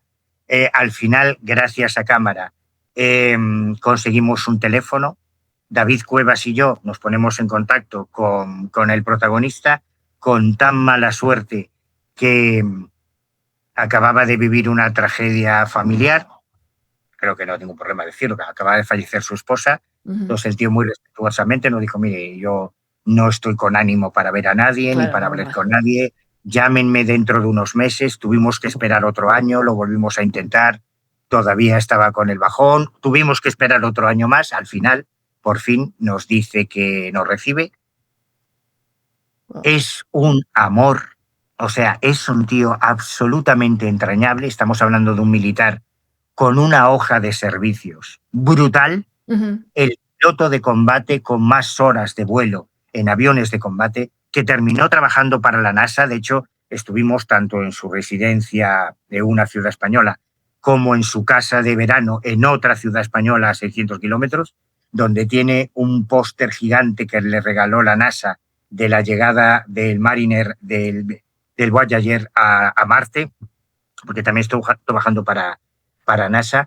Un tío que ha sido condecorado, de hecho reproduzco las fotos de cuando lo condecora la ministra Carme Chacón de Defensa con todos los generales, teniente general del Ejército del Aire. O sea, un tío que no gana nada inventándose esta historia, pero que además, después de estos 30 años, conseguimos recuperar, porque ha permanecido durante décadas metido dentro de una caja, de la caja de seguridad del despacho del jefe de la base de Manises. Había un documento que no se ha desclasificado, que nunca se había publicado y que conseguimos ahora, como otros muchos durante esta investigación, que es lo que él redacta cuando se baja del avión y le ve mi amigo el mecánico y redacta ese primer informe. Hasta eso tenemos.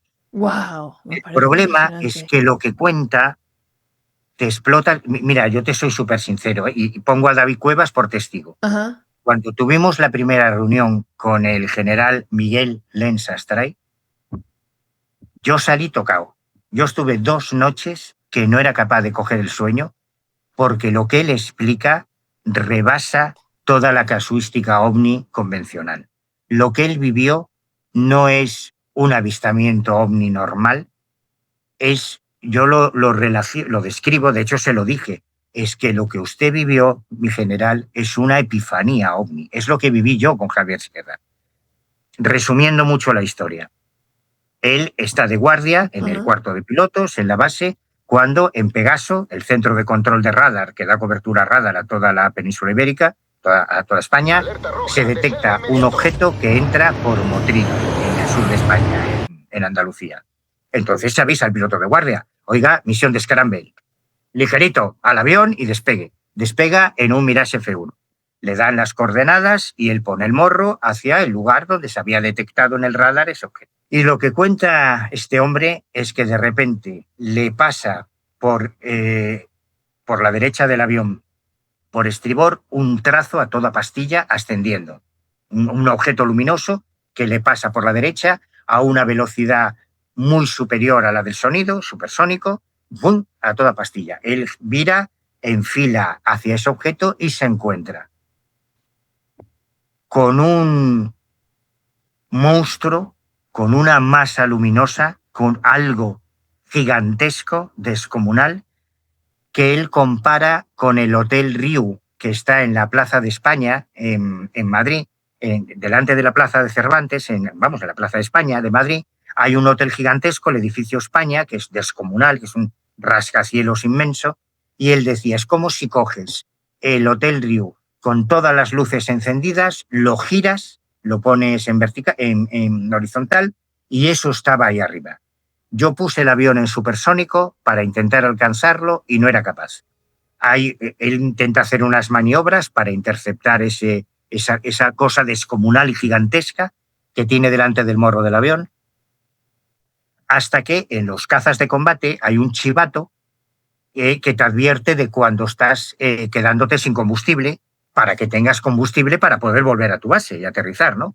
Entonces, cuando ya ve que se está quedando sin combustible, él se va comunicando con el centro de radar, dice que no es capaz de llegar a ese objeto, que se mueve mucho más rápido, vira para empezar el retorno a la base y en ese momento nos cuenta que le entran por los auriculares de la radio de un casco que además todavía, él, cuando se fue del ejército, le regalaron el casco de los F1. Entonces, en ese casco escucha unas voces infantiles que le dicen, ¿quién eres? ¿Quién eres? ¿A dónde vas? ¿Qué quieres? Claro, el tío piensa, mira, lo primero que piensa es que abajo, en el mar, pues están sobre el Atlántico, en el mar, a lo mejor en algún carguero, en algún avión, pues los hijos del patrón o unos niños de hijos del capitán han cogido la radio y que estén jugando con ella, ¿no? Desconecta la radio del casco y le siguen entrando las voces. ¿Pero quién eres? ¿Quién eres? ¿Qué quieres? Desconecta la segunda radio y sigue escuchando las voces. Aquí ya se acojona, normal, ¿no? Él hace la maniobra, hay otra serie de anomalías, no me quiero enrollar porque es muy larga la historia, aterriza en la base de Manises, se mete a redactar el informe que 30 años después hemos conseguido. Entonces es cuando aparece el mecánico, que es mi primera pista de este caso, y le dice, pero mi capitán, ¿qué ha hecho usted con el avión? El tío sale del cuarto, ve que el avión está destrozado, no entiende qué pasa, notifica al jefe de la base lo que ha ocurrido. Al día siguiente aparecen unos tíos de civiles que hablaban con acento inglés, suponemos que de la CIA, que venían de la embajada norteamericana. Bueno, pasan una serie de cosas, pero ya lo que te explota el cerebro, por no enrollarme mucho, con lo que te explota el cerebro es que él tiene que pasar una evaluación psiquiátrica, a ver si se ha vuelto loco con eso que está contando, pasa la evaluación psiquiátrica y sabe, y esto es algo que nos decían en el Paraclub al Sur, que es donde yo hice paracaidismo, nos decían, si un día tienes una emergencia, yo solo tuve una, que da mucho miedo. Cuando tienes un problema saltando en paracaídas y tienes una emergencia, hostia, eso acojona mucho. Y si no vuelves a saltar inmediatamente, no vas a volver a saltar nunca. Es como si tienes un accidente de moto. Si tú le coges el miedo a la moto y no te vuelves a subir a la moto inmediatamente, no vas a volver a coger la moto.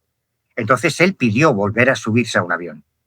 Y cuando al cabo de unos días se sube a otro F1, porque el suyo estaba para el desguace, se sube a un avión distinto, nos contaba que en el F1 es una cabina muy chiquitita, muy claustrofóbica, los mandos, el timón, la palanca la llevas entre las piernas, luego enfrente está todo el instrumental de vuelo, y él se sienta, va a despegar, y cuando acercaba la mano al instrumental de vuelo, donde están todos los mandos, se volvían locos los aparatos, empezaban a encender las luces, las brújulas empezaban a girar, apartaba la mano y volvía a la normalidad, acercaba la mano y aquello se volvía loco, como si generase algún tipo de electricidad electrostática o algo así, ¿no? Más alucinante aún, cuando el tío llega a su casa y se quiere tomar una copa de vino, cuando cogía la copa de vino, las copas de vino estallaban. Esto nos lo ha contado un testigo que lo vio, porque esto lo contrastamos después, ¿no? Y durante un par de semanas mantuvo en su cuerpo esos efectos secundarios que él vincula, lógicamente, a la experiencia ovni, que ya son efectos físicos, que es otro... Bueno, en fin, que es una historia, es una auténtica locura que he tardado 30 años en poder llegar a completar el puzzle, pero yo creo que ha merecido la pena. Y ese es el eje, es la columna vertebral de toda esta aventura que es OVNI los testigos perfectos. Manu, lo primero que, o sea, me acabas de volar la cabeza. Lo primero que me llama la atención es que esos efectos con los que él convive 2 semanas después a esta experiencia se parecen mucho a efectos electromagnéticos que algunas personas que han sobrevivido a una experiencia cercana a la muerte viven. Pues, por ejemplo, que se les para el reloj, se lo pone otra persona, funciona, pero se lo ponen ellos y no va. eh, revientan los discos duros, las bombillas se encienden y se apagan. Hay alguna investigación académica publicada, creo que de Grayson, sobre este tema en algún paper. Eso me llama la atención. Me imagino que quedó descartada en esa evaluación psiquiátrica, si no, no se la estarían haciendo, ni hubieran ido esos hombres de negro que conocemos que hablaban inglés, el hecho de que él se quedara sin oxígeno, como a veces pasa en estos vuelos, Sí. que lo No, no, pudieran no, haber provocado una alucinación. absolutamente, absolutamente, Descartado. porque además, aunque se quedara sin oxígeno, no te saltan 100 remaches del fuselaje del avión. Ujú. Y tú le hiciste la pregunta de rigor. ¿El qué pensaba que era eso? ¿Qué pasó? ¿Qué explicación le da? O sea, Pues ¿cómo lo integró? lo más maravilloso de este hombre es que de verdad, yo no sé cómo explicarte, es un tipo tan entrañable. A lo mejor yo lo sobrevaloro porque tardé 30 años en llegar a él, ¿no? O sea, media vida. Ya. Pero fue tan amable con nosotros, fue tan encantador. Él se- Tú imagínate lo que es interrogar a alguien teniendo a David Cuevas al lado, que es más cansino que un burro en brazos. O sea, que era pregunta, repregunta, repregunta, requete pregunta, requete, que pregunta. Fuimos muy pesados, tuvo muchísima paciencia cuando él nos dice, pues creo que tengo el informe que redacté, porque como él estuvo muy metido en la política, o sea, él despachaba con presidentes del gobierno, con Claro, claro. ministros, día a día. Él consiguió que muchos años después, al llegar un nuevo general a la base de Manises y hacer la mudanza y vaciar la caja fuerte, se encontró con aquel documento que él había redactado en el año 79 y cuando se volvieron a encontrar, no sé si en un Consejo de Ministros o en la Moncloa o en el Congreso, no sé, le dice, oye, pues tengo ese documento. Claro, cuando nos dice eso que tenía el documento, por lo que usted más quiera, mi general, necesitamos una copia, por favor, no, no, no os preocupéis, yo os lo busco y tal, y os llamo, y lo buscó, y nos llamó, y nos volvimos a reunir con él para que nos entregase el documento. O sea, es un amor de tío. Claro, y cuando le dijimos, ¿y usted qué cree? Cuando le hicimos esa pregunta, ¿pero ¿y usted qué cree que es lo que vio? El tío en ningún momento nos dijo que viera una nave extraterrestre. Él decía, no tengo ni idea. Yo nunca antes y nunca después he vuelto a vivir nada ni remotamente parecido. Tiene más horas de vuelo que la mitad de los pilotos de Air Europa y de Spanair juntos. Y nunca volvió a ver nada extraordinario. Nunca ha querido protagonismo. Nunca habló con nadie.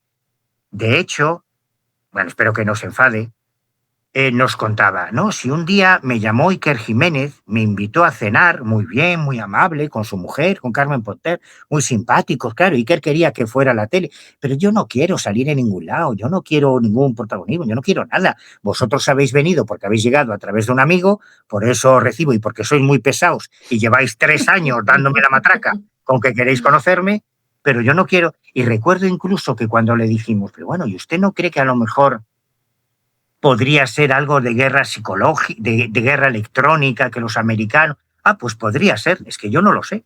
No, no se me ocurre un comportamiento más honesto y más sincero que el de este tío. Por eso para mí, yo creo que es el caso más extraordinario. Que mira que me he encontrado casos alucinantes, ¿eh? Pero yo creo que por todo, por la naturaleza del caso en sí, por todas las evidencias colaterales que hemos reunido y sobre todo por la personalidad del protagonista, yo creo que es el caso más extraordinario al que yo me he enfrentado. Sí, claro, ¿no? Y totalmente de acuerdo. Y me imagino que toda la audiencia está ahora mismo flipando porque yo estoy aquí que me faltan las palomitas, o sea, las crispetas que dicen en Colombia, el popcorn, o sea, me faltan aquí. Te estaba escuchando y era como una película, ¿y no? Y qué honesto que dijera, pues mira, no tengo ni idea, ¿no? Somos luego los demás, ¿no? Los que esa experiencia hacemos como un espejo de lo que cada uno quiere ver y cada uno interpreta. Ah, pues eso será esto. Exacto, exacto, exacto. Ese es Mm. el problema. Ese es el problema, pero la verdad es que no Lo tenemos ni bueno, idea y tendríamos que ir al origen de lo que tú dices que es un ovni, objeto volador no identificado. ¡Punto! lo malo que tienen los fenómenos ovni es que son como el Joker en la baraja de póker, ¿no? Valen para todo. Vale Tú para puedes todo. hacer con los ovnis lo que quieras, puedes buscar lo que quieras. En el capítulo que dedico a la política hay ejemplos muy flipantes. Hay un estudio brutal sobre lo que ha hecho Donald Trump con el tema ovni, que le ha llevado 2 veces a la Casa Blanca, y no está hecho por ufólogos ni por investigadores de ovnis, sino por politólogos y por analistas políticos, que se publicó en México en la revista Nexus, una pasada todo lo que ha pasado en el Congreso de los Diputados y en el Senado. Yo ya he estado muchas veces en el Congreso y el Senado. La semana que viene o a finales de esta tengo que volver otra vez porque estoy siguiendo ahí una pista. Todo lo que han hecho los partidos políticos en España y en todo el mundo. Grupos terroristas, organizaciones terroristas fundadas en base al fenómeno OVNI, que han cometido atentados y han matado a gente creyendo que era lo que querían los extraterrestres. O sea, el tema OVNI, los fenómenos OVNI, es algo mucho más trascendente, mucho más poliédrico, mucho más importante que la discusión maniquea si crees o no que haya marcianos. Es algo mucho más serio. Abusando de tu tiempo, Manu, pero es que este tema es de rabiosa actualidad y sé que lo has comentado muchas veces en La Rosa de los Vientos, pero también me gustaría que lo compartieras con la audiencia. ¿Qué pinta el fenómeno OVNI y esta desclasificación inminente de los archivos OVNI y de qué forma el presidente de Estados Unidos, Donald Trump, ha manipulado el tema OVNI? Hemos tenido unas declaraciones recientes esta semana de DJ Vance diciendo que si existen, seguro que son el demonio. ¿Qué papel ha jugado esto políticamente y cómo ha manipulado Trump el tema para llegar a la Casa Blanca? Pues yo estoy harto de repetirlo, es que soy como un eremita que predica en el desierto, ¿no? Que no me hace ni caso ni Dios. Pero llevo años diciendo, desde el 2017, cuando en el 2017 el New York Times publicó aquella información del Comité OVNI del Pentágono, y eso desató toda esta locura de la Casa Blanca. Yo ya lo dije muchas veces en la tertulia de La Rosa. Cuidado, cuidado. Todo esto viene de los congresistas y los senadores norteamericanos que son cristianos evangélicos, que con la mejor intención, porque realmente lo creen, ellos piensan que detrás de los ovnis está el diablo y que por lo tanto hay una profecía apocalíptica de que llega el fin del mundo. El fin del mundo está en el Apocalipsis, se pronosticó para 43 meses, joder.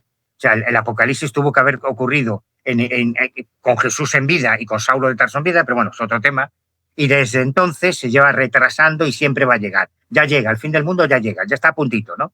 Ahora le Pero llaman ellos el reseteo, ¿no? Los últimos gurús y contactados Pero a lo que me extraterrestres. refiero es que estos políticos no están mintiendo. Como Ujú. cristianos evangélicos, ellos creen que Siempre. el tema OVNI es importante no porque haya extraterrestres, sino porque es el diablo. Porque Lucifer es el príncipe de la potestad del aire y entonces ¿por dónde van los ovnis? Por el aire. Blanco y en botella. Pues ya está, es el diablo. Así que toda esta corriente eh, es genuina, realmente estos políticos equivocados, porque los ovnis no son el diablo, ya se lo digo yo, no tiene nada que ver con el diablo. Ellos creen que es un tema apocalíptico, por eso apoyaron tanto a Bigelow cuando presentó aquel proyecto de la comisión, y de ahí viene toda esta bola de nieve que ha ido creciendo. Y de repente aparece Donald Trump, un empresario que es un lince, que parece que está loco, seguramente esté loco, o yo creo que más bien es un psicópata, más que un psicótico, pero no es tonto. Y entonces aparecen dos politólogos en México que durante la primera campaña política de Trump hacen un estudio estadístico y demoscópico brutal. Te estoy hablando de dos tíos, un chico y una chica, Ujú, que son doctorados en ciencias políticas, que son ujú. politólogos, Sí, y que sí. hacen un estudio en la revista Nexus, que 4 veces ganó el premio al periodismo de investigación en México. No es una revista de Ya lo sé. ufología ni de parapsicología, y analizan en qué estados de los Estados Unidos gana Trump y por qué.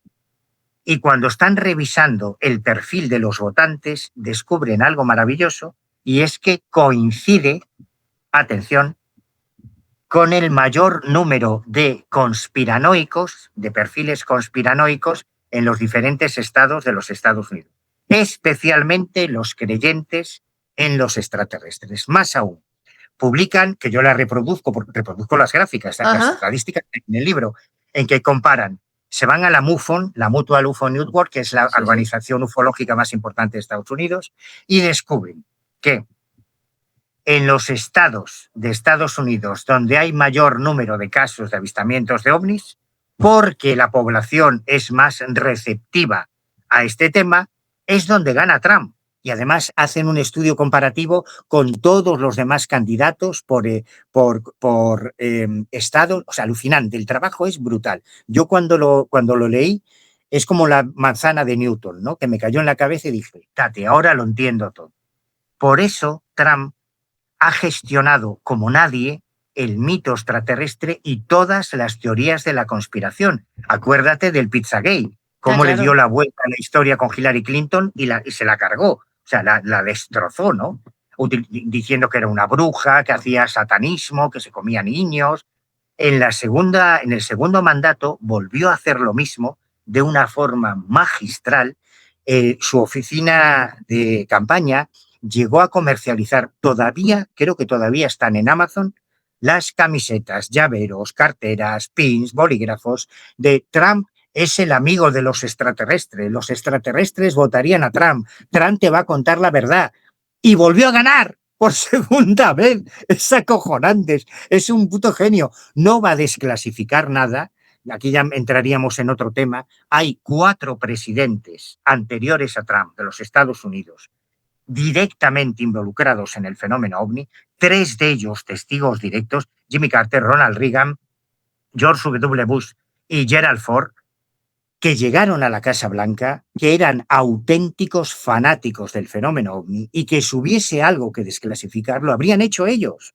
Trump no va a desclasificar nada, pero mientras sigue manteniendo la zanahoria delante de nuestros morros, seguimos caminando y sigue gestionando la narrativa de esa forma magistral. Yo creo que en ese capítulo queda bastante claro cómo nos toman el pelo con el tema de los ovnis, no solo algunos contactados y algunos zumbaos, sino también los políticos. Y hay muchos ejemplos, Trump no es el único.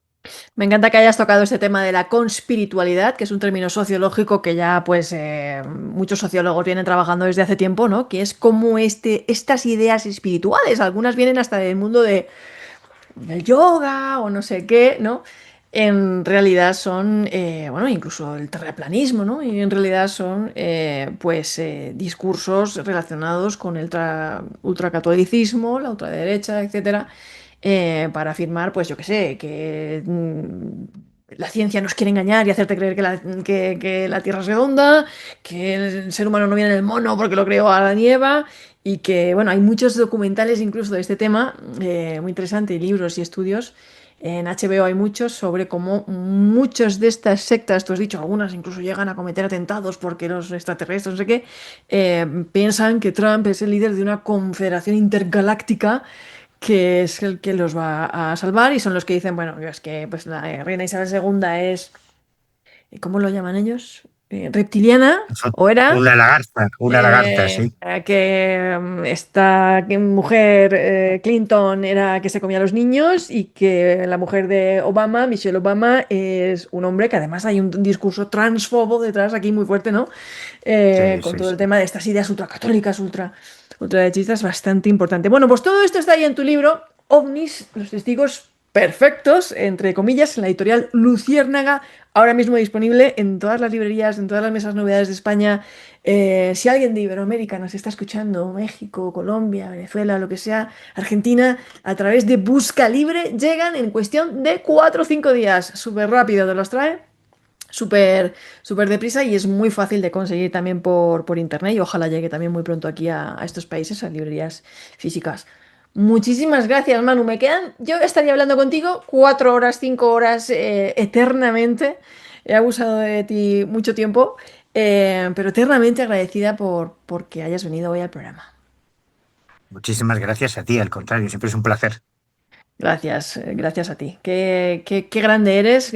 Cuántas veces digo que pocos investigadores como tú quedan, ¿no? De ir a los sitios, de perseguir. Tú lo has demostrado aquí, de ser pertinaz. Y eso se llama pasión y vocación por lo que haces, esa entrega que tú le haces a todos estos casos y a todos estos testimonios. Y a ustedes, bueno, pues si les ha gustado, por favor, manita para arriba, compartan, divulguen la palabra. Y comenten, bueno, ustedes qué piensan, han tenido algún caso, algún avistamiento, lo que sea. Dejen sus comentarios aquí, que estaremos siempre muy atentos a lo que nos cuenten. Y por supuesto, muchísimas gracias por acompañarnos en este programa y por hacerlo grande, que son todos ustedes, todos los antenautas que compartimos aquí, pues pasión por estos temas desde todos los puntos de vista, todos los ámbitos críticos y todos los sistemas de creencias. Mil gracias. Chao.